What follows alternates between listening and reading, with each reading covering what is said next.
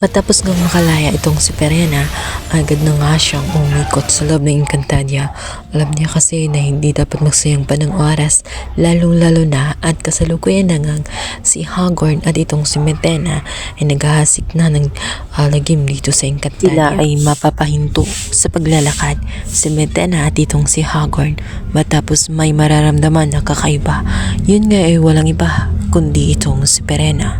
Galit na galit si Perena sa ginawa nga ni Hagorn at nitong si Metena sa kanya. Hindi niya nakalimutan ang pagtangka ni Hagorn na wasakin ang buong F3 niya at hindi man siya nagwagi dahil sa ginamit niya ang kapangyarihan na magbago ng anyo.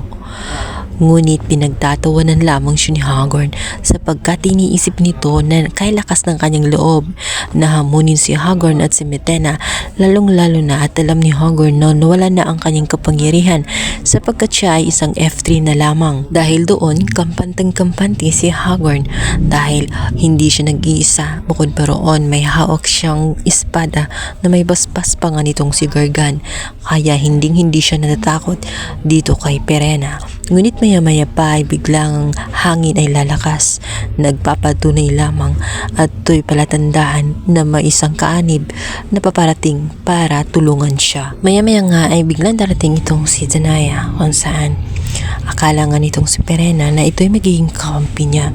Subalit Danaya, si Metena, si Hagorn at itong si Perena ang tatlong nilalang na kanyang kinamumuhian.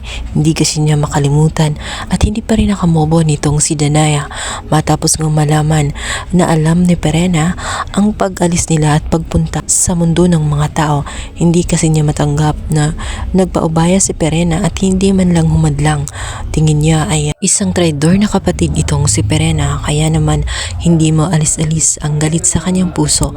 At dito napagtanto niya na siya din ang isa sa naging dahilan kung bakit namatay si Akil at itong si Gea na hanggang ngayon ay isa pa ring F3 na paggalagala sa Encantadia. Nasa kalagitnaan sila ng labanan, subalit mapapansin nga nitong si Danaya na halos masugatan niya ang kanyang kapatid na si Perena. Hindi pa rin niya ito natiis dahil nagawa pa rin niya itong iligtas.